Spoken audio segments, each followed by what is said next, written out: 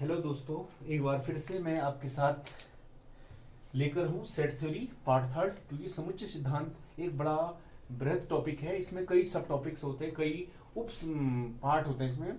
तो हमने प्रथम पार्ट में सेट थ्योरी के बारे में बहुत कुछ सीख चुके हैं, सेकंड पार्ट में भी हम कुछ पढ़ चुके हैं। आज हम सेट थ्योरी का पार्ट थर्ड पढ़ेंगे, समुच्चय सिद्धांत, यानी समुच्चय सिद्धांत का तीसरा भाग। उसके बारे में अधिक हम लोग जानेंगे। तीसरे भाग में हमने क्या क्या लेके आए आपके लिए, क्या खास है, इसके बारे में आप लोग जानेंगे। जैसा कि हम आपको समुच्चय के बारे में बता चुके हैं, रिक्त समुच्चय के बारे में बता चुके हैं, और आज हमारे पास नया टॉपिक स्टार्ट हो रहा है वो है परिमित और अपरिमित। परिमित, इसका मतलब इसको इंग्लिश में फाइनाइट भी बोलेंगे आप, फाइनाइट और इनफाइनाइट। और अपरिमित समुच्चय के बारे में हम लोग आज बात करने वाले हैं, तो इनफाइनाइट जब, तो ये इस लोग बारे में हम लोग जानेंगे। परिमित समुच्चय का मतलब है कि ऐसा समुच्चय जिसमें अवयवों की संख्या को हम गिन सकते हैं। माना सपोज आपने बोला कि सपोज नेचुरल नंबर का सेट है। नेचुरल नंबर में आप जानते हैं 1 2 3 4 dot dot dot up to so on. आप थक जाएंगे लेकिन ये काउंटिंग पूरी नहीं होगी। इसका मतलब नेचुरल नंबर का सेट ये परिमित नहीं हो सकता। ये किस में आएगा? अपरिमित में। क्यों? क्योंकि इसके संख्या जो नंबर्स है, इसके मेंबर्स की जो संख्या है, इसमें अवयवों की संख्या है, वो निश्चित नहीं है। लेकिन एक अगर हम समुच्चय की बात करते हैं, ए बराबर हमने बोला कि इंग्लिश के अल्फाबेट्स की जो हमारे पास ABCD अल्फाबेट्स आते हैं, या इंग्लिश के वॉवेल्स की जो है उस सेट है, तो उस पर हम बात करते हैं। इंग्लिश का अल्फाबेट तो ABCD डॉट डॉट डॉट, और ये हमारे पास Z पे खत्म हो गया। इसका मतलब ये क्या चीज है? इसमें हमारे पास 26 अवयव होते हैं, 26 से बढ़ के एक 27 में कुछ भी नहीं हो सकता। इसका मतलब ये हमारा परिमित समुच्चय है। ये आपको समझ में आ होगा, परिमित अपरिमित समुच्चय। और इसी पे एक और अगर बोला जाए कि इंग्लिश में अगर बाउल्स की संख्या जो है, इंग्लिश जो अल्फाबेटिक लेटर्स होते हैं उनमें बाउल्स की संख्या, तो आप बोलते हैं समुच्चय, अगर आपने इसको समुच्चय बी से रिप्रेजेंट किया, क्योंकि आप पहले ए कर चुके ताकि आप कंफ्यूज ना हो ए और बी में। यानी ए और बी सिर्फ नोटेशंस हैं जिसको आप कुछ भी अपने हिसाब से बना सकते हैं जब तक आपको दिया ना हो। तो आपके पास बी समुच्चय है, इसमें आपके पास बाउल्स होते हैं ए ई आई ओ यू, यानी कि 2 4 5। इसका नाम हम इसको गिन सकते हैं। तो ये भी हमारा परिमित समुच्चय के अंदर आता है। इसको हम फाइनाइट सेट भी बोल सकते हैं। और उसी तरह से अपरिमित समुच्चय में बता चुका हूं आपको, नेचुरल नंबर्स के बारे में बता चुका हूं। और कुछ और समुच्चय जैसे हमारे पास Z आता है। Z आप जानते हैं इंटीजर्स, Z को हम इंटीजर्स बोलते हैं, इंटीजर्स इंटीजर्स, और या फिर हम पूर्णांक भी बोलते हैं, इसे पूर्णांकों का समुच्चय।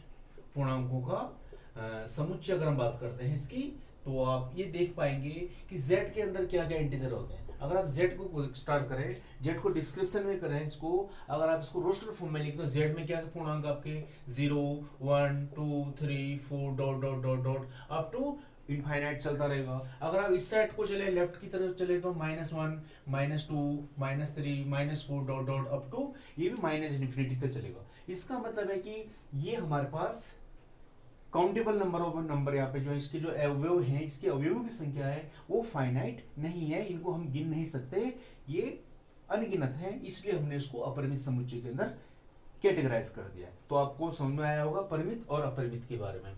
और इसी से रिलेटेड और मैं एक और चीज आपको बताना चाहता हूँ। परिमित और अपरिमित से बात आता है कि एक समुच्चय में आता है कि समुच्चय, कौन से समुच्चय समान कहलाते हैं और कब होते हैं, उनके लिए क्या कंडीशन होती हैं, इसके बारे में आप जानिए। सपोज माना आपके पास एक सेट है ए, और ए के अंदर 4 अवयव है 1 2 3 4, और दूसरा समुच्चय हमारे पास है बी, और बी के अंदर हमारे पास 5 अवयव है 1 2 3 4 5। तो हमें स्पष्ट दिख रहा है कि इसमें 4 अवयव है, इसमें 5 अवयव है, तो ये कभी भी हमारे पास समान हो ही नहीं सकते, सीधी बात है। लेकिन अगर क्या है कि दो समुच्चय हैं ए बराबर या बी बराबर, ले लो आप, बी बराबर एक्स वाई जेड, और डी बराबर ले लो आप एक्स वाई जेड। तो यहाँ पर ये बात ध्यान रखने वाली है, क्योंकि यहाँ पे अवयवों की संख्या, यहाँ पे 3 अवयव, यहाँ पे 3 अवयव, और साथ में अवयव भी वही सेम है। जो यहाँ पे x है तो यहाँ पर x है, या y है तो यहाँ y है, और z है तो z। तो यानी अवयव भी समान हो, सेम अवयव, सेम एलिमेंट भी सेम होना चाहिए, और उनकी संख्या भी बराबर होनी चाहिए, तभी जाके वो हमारे समुच्चय समान समुच्चय कहलाते हैं। फॉर एग्जाम्पल एक और बात करते हैं। सपोज आपके पास गए समुच्चय, आपने बोला एक समुच्चय, आपने डिस्क्रिप्शन में लिखा d बराबर एक्स सच दैट, ये ध्यान रखना कि हम इसको सेट बिल्डर फॉर्म में लिख रहे हैं ताकि आपको कंफ्यूजन ना हो। X such that x such that x alloy ALLOY, alloy का एक अक्षर है, ठीक है, ये आप देख पा रहे हैं एलॉय का एक अक्षर है। तो यहाँ पे अगर हमने क्या कहा डी बराबर, हम इसको अभी हमको ये सेट बिल्डर फॉर्म में दिया हुआ है, समुच्चय निर्माण विधि में दे रखा है, लेकिन अगर हम इसको क्या करते हैं कि सेट विधि में सॉरी, तो यहाँ पे हम लोग क्या करते हैं, इसको अगर हम एलॉय को हम लिखते हैं क्या सेट बिल्डर फॉर्म से हम लोग लेके आते हैं इसको रोस्टर रूप में। तो रोस्टर रूप कैसे लिखा जाता है, इसको यहाँ पे लिखना है, ब्रैकेट लगाना है। एलॉय में आप देखो कि एलॉय का अक्षर लिखना है आपको, यहाँ पे एक अक्षर है, तो मैं पहले भी आपको बता चुका हूँ कि x such that x alloy का एक अक्षर है, तो यहाँ पे एक अक्षर नहीं लिखा जाएगा, ये तो सिर्फ एक अक्षर को रिप्रेजेंट करने के लिए ये सेट में कहता है कि एक्स कोई भी अवयव हो सकता है एलॉय में से, एलॉय के अक्षरों से बना हुआ कोई भी एलिमेंट हो सकता है, तो आपको लिखना सारे हैं, लेकिन ये ध्यान रखना इस बात का कि एक अक्षर जो आ चुका है वो रिपीट नहीं होगा, पहली शर्त ये है। और दूसरी बात ये है कि जब अगर बोलता हो एक अक्षर तो आपको लिखने इनमें से हैं सारे, लेकिन कंडीशन क्या है कि एक जैसा अक्षर दोबारा नहीं आना चाहिए। माना एलॉय है, तो एलॉय में क्या आ सकता है आपके पास डी बराबर, सेट तो वही रहेगा, नामी डी रहेगा, यहाँ पे ए था तो आपके पास ए आ गया, आपके पास एलॉय में दूसरा क्या है एल है, एल आ जाएगा, फिर तीसरा एल है, एल को लिखने की जरूरत नहीं है, क्यों, क्योंकि एक अक्षर जो आ चुका है ना, एक लेटर आ चुका है, उसको हम रिपीट नहीं करेंगे। और फिर ओ आ गया और वाई आ गया, इसका मतलब यहाँ पे हमारे पास डी के अंदर 4 एलिमेंट आ रहे हैं। और जबकि अगर हम देखें ये हमारे पास जो सेट बिल्डर फॉर्म था उसके अंदर 3 और 2 5 लेटर दिख रहे थे, लेकिन यहाँ पे हमारे पास वो आके 4 हो गए, तो इसका मतलब समुच्चय लिखने में एक और आपको ये बात ध्यान रखनी पड़ेगी कि एक अक्षर रिपीट नहीं होगा। फॉर एग्जाम्पल के लिए एक और आप सपोज करते हैं, एक सपोज एग्जाम्पल में लेता हूं a इक्वल्स टू, अगर आपने बोला Allahabad, x such that x Allahabad ALLAHABAD का एक अक्षर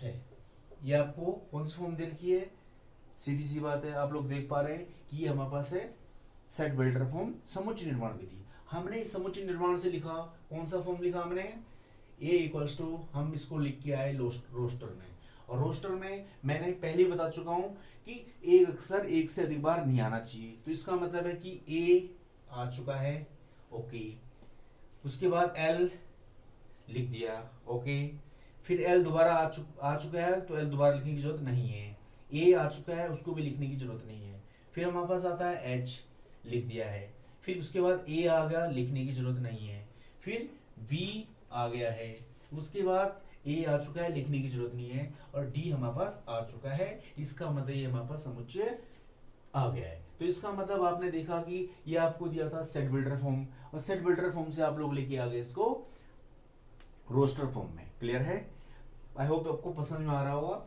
और इसी से अब हम बात करते हैं a के अंदर 1 2 3 4 5 अक्षर है, और दूसरा अगर मैंने बोला था कि ए, अगर मैं ए दूसरा ए लिख दूं और उसमें लिख दूं मैं क्या लिखूं, मैं सपोज AHLBD। अब आप देखिए यहाँ पे भी 2 4 5, इसके अंदर 5 एलिमेंट हैं, 5 सदस्य हैं, और इसके अंदर भी 2 4 5 अवयव हैं। इसका मतलब हम लोग देख पा रहे हैं कहीं ना कहीं ए और उसमें अवयव समान है, और साथ में ये भी देख पा रहे हैं कि इनकी संख्या भी बराबर है, तो इसका मतलब ये समुच्चय। लेकिन एक चीज हम लोग एक नोट कर रहे हैं कि इनका ऑर्डर सेम नहीं है, यहाँ पे ए है और यहाँ पे एल आया, यहाँ पे एच आया, तो इसका मतलब यहाँ पे ऑर्डर चेंजेस हो रहा है। तो समुच्चय में ये ऑर्डर कोई मायने नहीं रखता, मायने रखता है कि वो लेटर सेम होना चाहिए, जो पहले में है वो दूसरे में होना चाहिए, इसका मतलब यहाँ पर ए और ए समान है, तो इसको हम समान समुच्चय की कैटेगरी में लाते हैं। तो समुच्चय के निर्माण के लिए फिर मैं दोबारा से बता रहा हूँ कि समुच्चय निर्माण हो, रोस्टर में हो, किसी भी रूप में हो, ध्यान देने वाली बात है कि अगर हम समुच्चय निर्माण से रोस्टर लिख रहे हैं और रोस्टर से उसमें लिख रहे हैं, तो आपको एक बात ये ध्यान रखनी पड़ेगी, अगर रोस्टर रूप में लिख रहे हैं तो आपको एक पॉइंट जरूर लिखना पड़ेगा, एक अक्षर है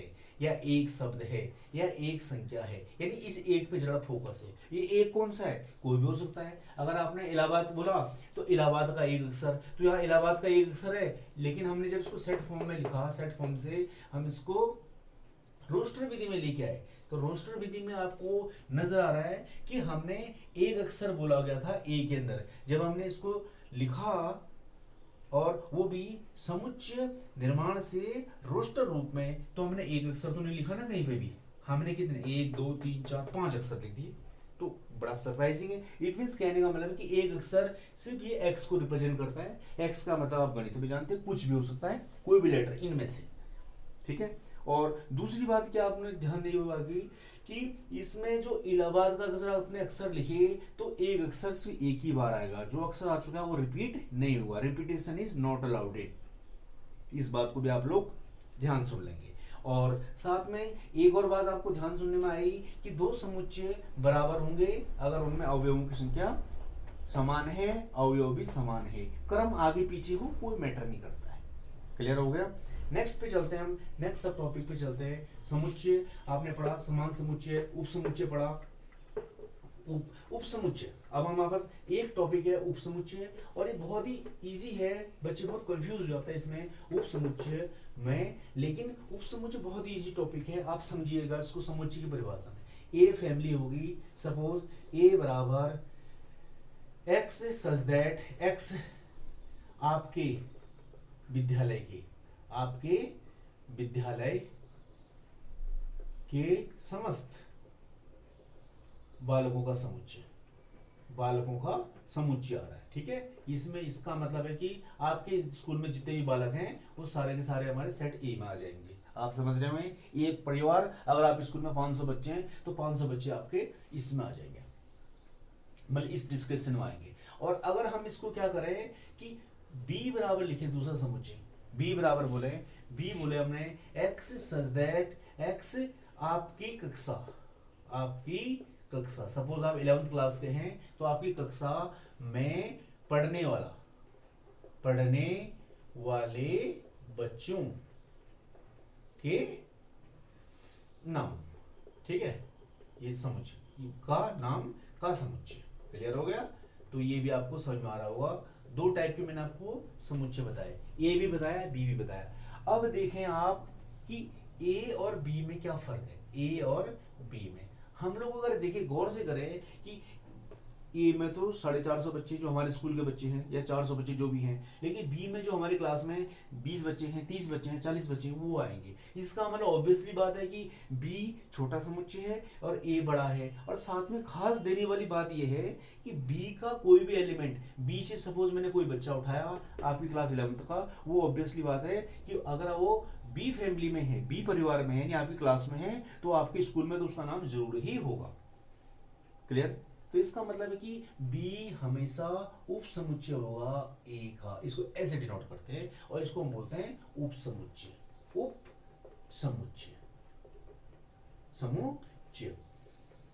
ठीक है। उप समुच्चय आपके पास ये आ गया। तो इसका मतलब ये बात ध्यान सुनने वाली है कि यदि बी का प्रत्येक अवयव, यानी ये बोला है एक्स सच दैट इफ, अगर आप बोले एक्स बिलोंग्स टू बी, यानी तो अगर एक्स कोई अवयव है जो बी परिवार में बिलोंग कर रहा है, यानी बी परिवार में है, और वो ए में होगा ही होगा, अगर ऐसा है, if x belongs to B, x belongs to A, then हम बोलते हैं B is subset of A, यानी बी ए का उपसमुच्चय है।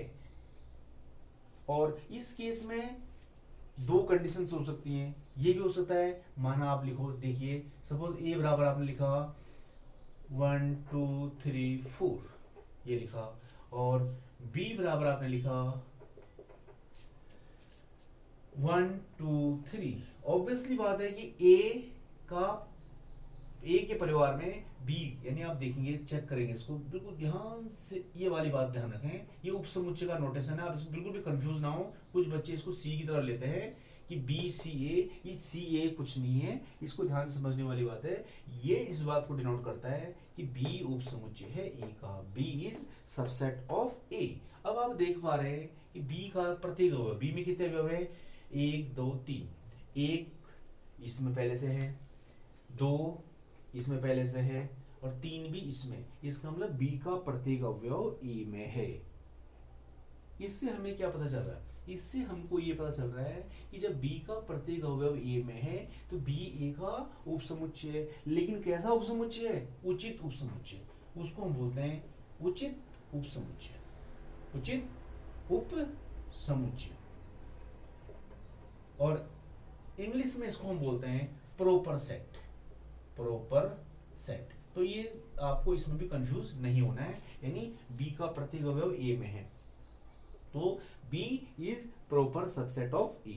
अब यहाँ पे हम लोग क्या करते हैं, यहाँ पे B is proper subset of A, और इस केस में A वाला जिसके अंदर B के तो सारे अवयव है, उसके अलावा भी कुछ और एक्स्ट्रा अवयव है। देख पा रहे हैं B के सारे अवयव 1 2 3 के अलावा भी इसमें समुच्चय में एक अवयव एक्स्ट्रा है, वो कौन सा है, 4। इसका मतलब ये बात समझ में आने वाली बात है कि B सबसेट है, लेकिन A को क्या बोलेंगे, A को बोलेंगे सुपरसेट, A इज सुपरसेट। तो A अधिसमुच्चय, अधिसमुच्चय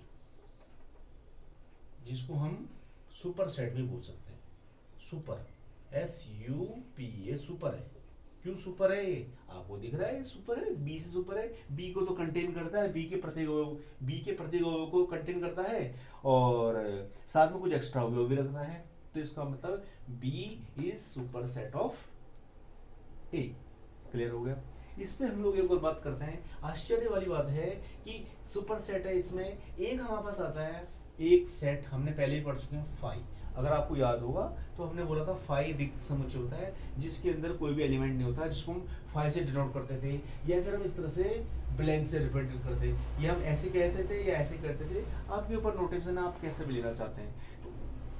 तो यहाँ पर एक बात आश्चर्य आपको लग रहा होगा कि फाई, ये तो फाई सबसेट होता है A, या फिर बोलेंगे phi subset, subset of every set. मतलब फाई प्रत्येक समुच्चय का उपसमुच्चय होता है, फाई प्रत्येक समुच्चय का उपसमुच्चय। फाई का मतलब क्या है, नील सेट, नथिंग, नील।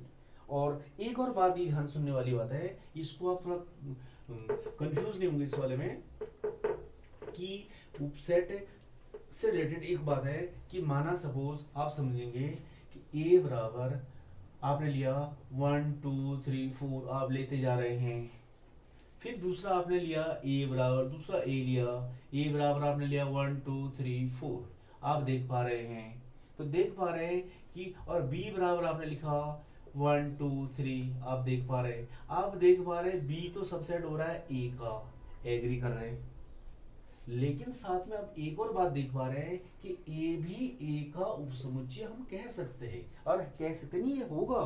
क्यों होगा, क्योंकि A का प्रत्येक अवयव A में ही है। देखो इस A में क्या है, 1 2 3 4, इसमें भी क्या है 1 2 3 4, यानी X बिलोंग्स टू A, यानी अगर आप यहाँ से कोई भी अवयव उठाएंगे तो यहाँ आपको ऑलरेडी मौजूद मिलेगा। तो इससे समझ में आया कि प्रत्येक समुच्चय अपना उपसमुच्चय कहलाता है। एक बात समझ में आ गई है। तो हमने देखो इसमें कई बातें पढ़ी, हमने उचित उपसमुच्चय यानी प्रॉपर सबसेट के बारे में पढ़ा, हमने सुपर सेट के बारे में हमने इसमें पढ़ा, और प्रत्येक सेट अपना उपसमुच्चय कैसे होता है, उपसेट कैसे होता है, सबसेट कैसे होता है, उसके बारे में हमने बात की।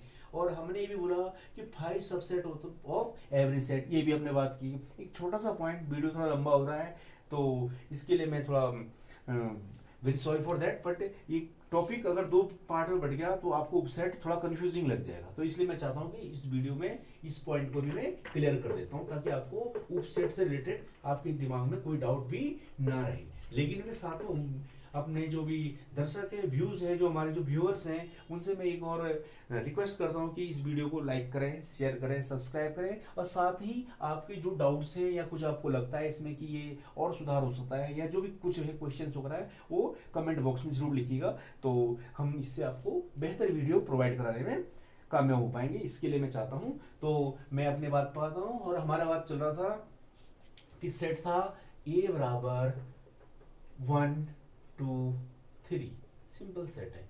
हमने बोला टॉपिक चल रहा हमारा सबसेट, तो सबसेट की बात करें। अब हम इसकी सबसेट की बात करते हैं, इसकी सबसेट क्या क्या हो सकते हैं। तो इसकी सबसेट कितने प्रकार के हो सकते हैं, इसके लिए सिंपल अगर आपको याद रखना है तो आप याद रखेंगे 2 टू द पावर n। यहाँ पे सबसेट की संख्या अगर आपको निकालनी, सूत्र याद रखो पहले 2 की पावर n। 2 की पावर n मतलब 2 की पावर यहाँ पे कितने अवयव हैं, इस समुच्चय में हमारे पास 1 2 3 अवयव हैं। इसका मतलब इसके 3 सबसेट हो सकते हैं। और 2 की पावर 3, 2 की पावर 3 का मतलब है 2 की 3 बार गुणा, 2 गुणा 2 गुणा 2, 2 गुणा 4 गुणा 8। इसका मतलब इसके 8 सबसेट बन सकते हैं। अब हम बना के देखेंगे 8 में से कि कौन कौन से इसके सबसेट है। तो स्टार्ट करते हैं, चलो लेट्स स्टार्ट। तो पहले मैंने बोला कि फाई प्रत्येक समुच्चय का उपसमुच्चय होता है, बी नोटेड फाई। और एक जो है ए अपने आप में जो सेट होता है वो अपना उपसमुच्चय होता है 1 2 3। ये क्लियर हो गया होगा। दो तो आएंगे ही आएंगे बाय एनी मीन, दो समुच्चय तो होंगे ही होंगे। अब तीसरा है, अब हम करते हैं इस समुच्चय के 1 2 3 जो है इसके हम क्या करते हैं, समुच्चय बनाते हैं। पहले एक एक करके एक एक एलिमेंट लेकर के बनाते हैं। माना हमने बनाया एक इस समुच्चय का उपसमुच्चय हुआ। क्यों, क्योंकि माना ये समुच्चय है और दूसरा समुच्चय ये। तो आप देख पा रहे हैं कि कंफ्यूज बिल्कुल मत होइएगा दोस्तों, ये है और 1 2 3 ये हमारे पास कौन सा वाला है, ए वाला, जिसके हम उपसमुच्चय बना रहे हैं। और ये क्या है जो हमने उपसमुच्चय बनाया, तो हमने देखा ये इस एक को बोला इसका उपसमुच्चय बोल सकते हैं। क्यों, क्योंकि एक का जो है ना इस समुच्चय का अवयव है ना वो यहाँ दिख रहा है ना, सीधी बात है ना, एक है ना तो यहाँ पर भी एक है ना, इसका मतलब क्या है ये इसका उपसमुच्चय है। क्लियर है। अगर मैं दो को बोलूं तो दो भी इसका क्या होगा, उपसमुच्चय होगा। क्यों, क्योंकि जो अवयव है यहाँ बिलोंग कर रहा है ना। तो इस तरह से एक एक वाले अगर मैं बात करूं तो इसके उपसमुच्चय क्या होगा, एक हो सकता है, दो हो सकता है, तीन हो सकता है। ये हमने इसके उपसमुच्चय बनाते जा रहे हैं। पहले हमने फाइल लिया था, फिर हमने अपने वही समुच्चय लिया था, फिर हमने एक एक वाले लिए थे। अब हम दो दो इसके अवयव हम दो दो करके लेते हैं, फिर हम इसके उपसमुच्चय बनाते हैं। इसके उपसमुच्चय कौन कौन से हो सकते हैं इसको हम बनाएंगे। तो स्टार्ट करें। तो यहाँ पे हमारे पास क्या है, हमने लिया पहले दो अवयव लिए 1 2, ये 1 2 हो गया हमारे पास। 1 2 भी इसका क्या होगा, उपसमुच्चय होगा। उसी तरह से 2 और 3 ये भी इसका उपसमुच्चय होगा। उसी तरह से हमारे पास क्या होगा 1 और 3 ये भी इसका क्या होगा, उपसमुच्चय होगा। तो हम देख पा रहे हैं कि इस ए के हमने कितने उपसमुच्चय बनाते हैं, काउंटिंग करें हम 1 2 3 4 5 6 7 8। करेक्ट। और जबकि हमारा आंसर भी 8 ही था। इसका मतलब इस समुच्चय के सबसेट्स आपको बना रहे हैं, तो ये 8 सबसेट बन गए हैं बहुत इजी तरीके से। एक छोटा सा एग्जांपल और लेता हूं, उसके बाद फिर वीडियो को